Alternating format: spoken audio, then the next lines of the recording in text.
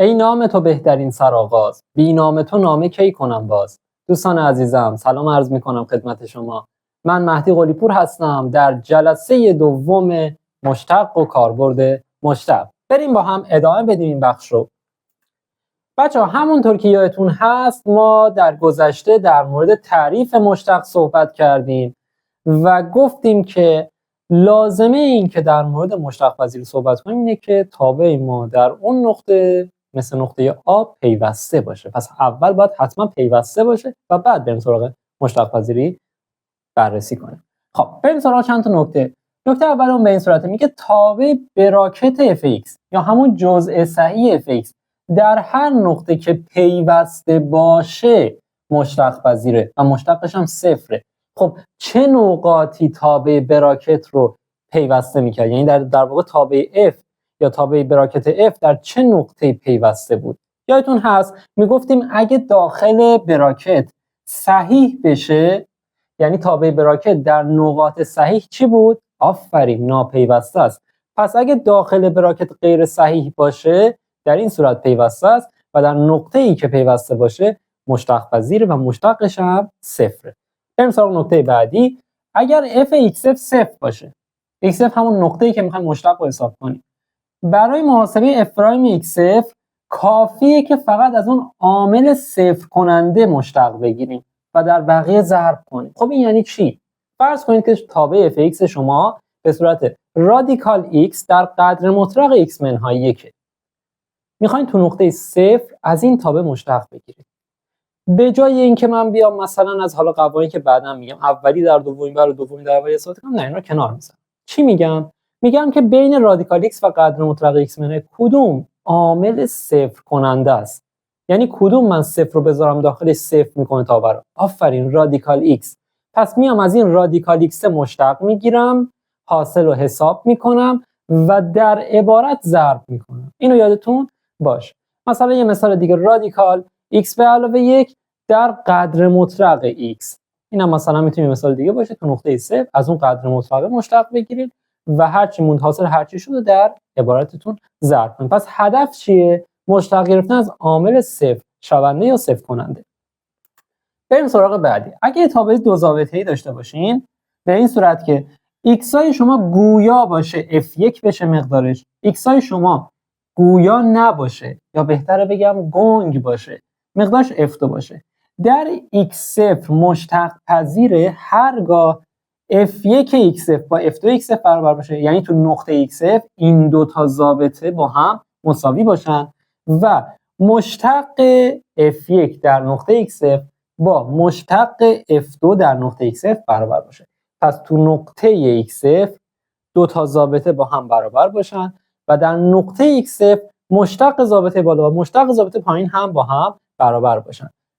بریم سراغ نکته بعدی. نقاط مشتق ناپذیر تابع کدوم ها هستن؟ زمانی که f تو نقطه x0 ناپیوسته باشه در همون نقطه x0 مشتق ناپذیره. یادتون هست گفته بودیم شرط لازم برای بررسی مشتق پذیری اینه که حتما در اون نقطه پیوسته باشه. مورد بعدی، f' راست x و f' چپ x هر دو یا مثبت بی نهایت بشن یا منفی بی نهایت بشن. به این حالت میگن عطف قائم. پس اگه مشتق راست و مشتق چپ هر دوتاشون یا برن مثبت بی نهایت یا بیان منفی بی نهایت، در این صورت در اون نقطه مشتق ناپذیر تابع ما. f' راست و f' چپ یکی مثبت بی نهایت بشه اون یکی منفی بی نهایت بشه، به این حالت میگن نقطه بازگشتی و باز هم مشتق ناپذیره. مورد بعدی، f' راست x و f' چپ حداقل یکی از اونها عدد بشه. یعنی چه حداقل یکی از اونها عدد بشه؟ ببین بچه‌ها، مثلا ما دو تا میخوایم یه مشتق رو بگیریم، یه مشتق راست داره یه مشتق چپ. این عدد دو تا عدد متفاوت داشته باشیم، این شده 2 اون شده -2.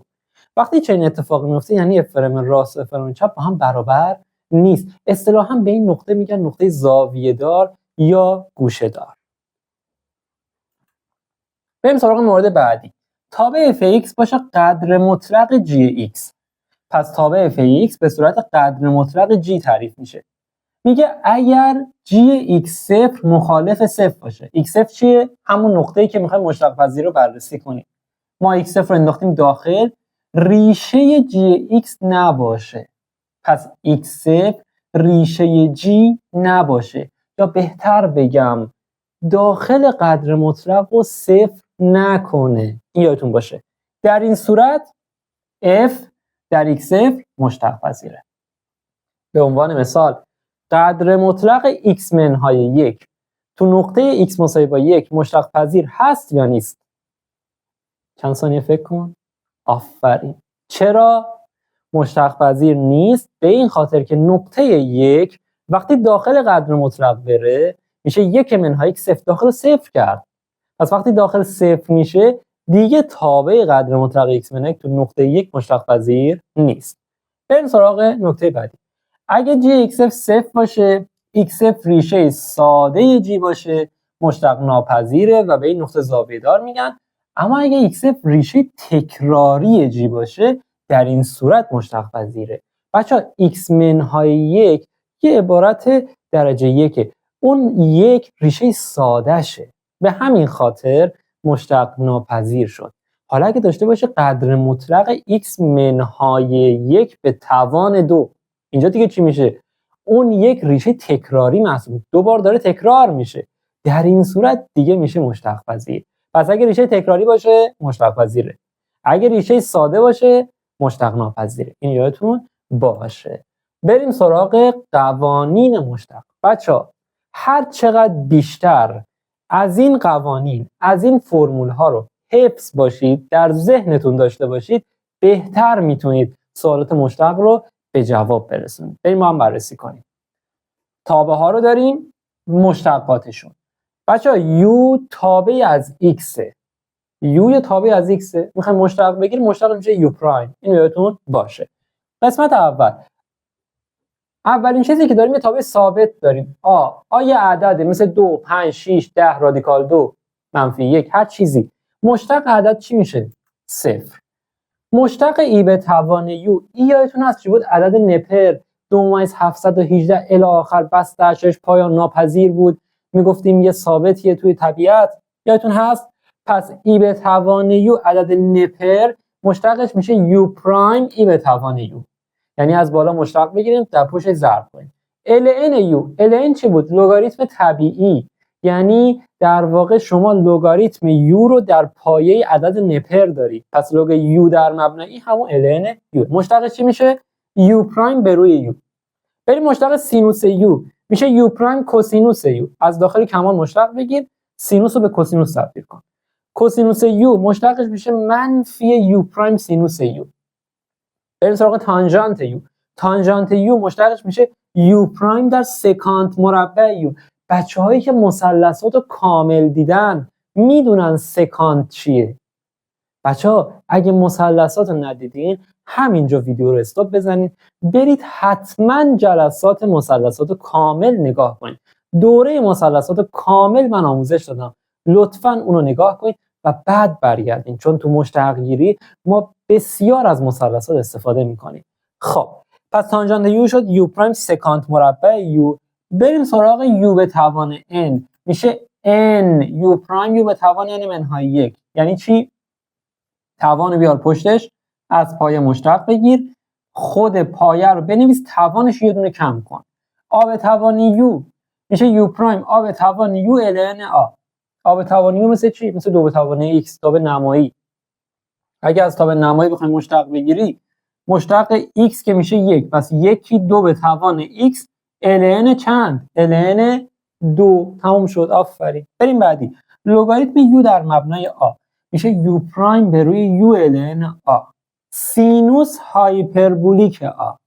بچه‌ها هایپربولیکا رو هم تو همون مثلثات اشاره کردم. توابع حضلولوی یا توابع حضلولیگون بهش میگن سینوس هایپربولیک، بر حسب توابع نمایی تعریف میشن. سینوس هایپربولیک یو میشه ای به توان یو منهای ای به توان منفی یو تقسیم بر 2. کوسینوس هایپربولیک یو میشه ای به توان یو به علاوه ای به توان منفی یو تقسیم بر 2. پس یادتون باشه توابعی هستن، مثلثاتی نیستن ها. شبیه مثلثاتی هستند، فرم نمایی دارن، به همین خاطر بهشون میگن سینوس هایپربولیک یو. مشتقش میشه یو پرایم کوسینوس هایپربولیک یو. کوسینوس هایپربولیک یو مشتقش میشه یو پرایم سینوس هایپربولیک یو. تانژانت هایپربولیک یو مشتقش میشه یو پرایم سکانت هایپربولیک مربع یو. یادتون باشه. بریم ادامه مشتقها. کوتانژانت یو منفی یو پرایم کوسکانت مربع یو. باز هم یادتون باشه کوسکانت هم مثل سکانت در بخش مثلثات کامل بهش اشاره کردیم. بریم سراغ سکانت یو. سکانت میشه یو پرایم سکانت یو تانژانت یو. کوسکانت یو منفی یو پرایم کوسکانت یو کوتانژانت یو. بریم سراغ سینوس اینورس یو، سینوس وارون یو، سینوس معکوس یو یا آرک سینوس یو. اسمهای مختلف تابع وارون مثلثاتی سینوس. سینوس وارون یو مشتقش چی میشه؟ یو پرایم به روی رادیکال 1 منهای یو 2.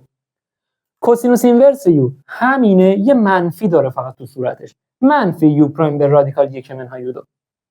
تانژانت وارون یو یو پرایم به روی 1 به علاوه یو 2. بریم بعدی. کوتانژانت هایپربولیک یو منفی یو پرایم کوسینوس هایپربولیک مربع یو. بریم سراغ مورد بعدی. سکانت هایپربولیک یو منفی یو پرایم سکانت هایپربولیک یو تانژانت هایپربولیک یو. کوسکانت هایپربولیک یو مشتقش چی میشه؟ منفی یو پرایم کوسکانت هایپربولیک یو کوتانژانت هایپربولیک یو.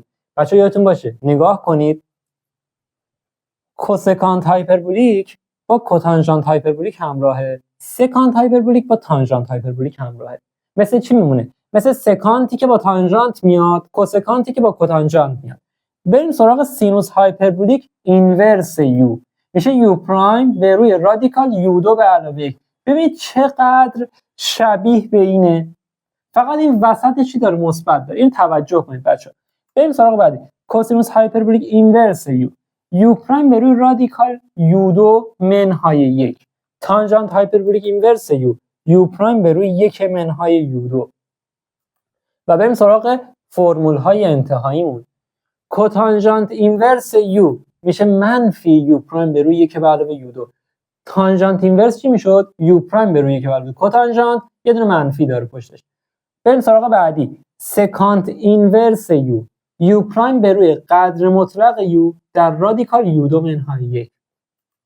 کوسینوس اینورس یو منفی یو پرایم به روی قدر مطلق یو رادیکال یو 2 منهای. ببین چقدر شبیه به هم، فقط یه منفی داره.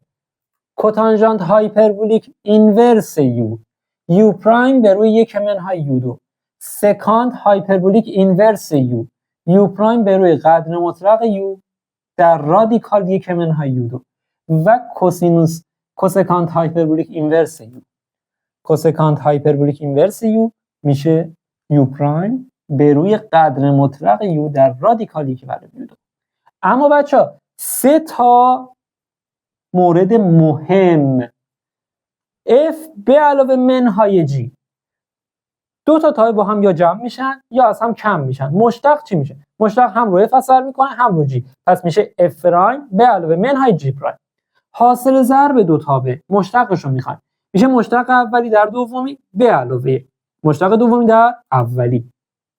F پرایم G به علاوه G پرایم F تقسیم 2 تا تابع. F G و مشتقش میشه مشتق بالا در پایین منهای مشتق پایین در بالا به روی مخرج که G به توان 2.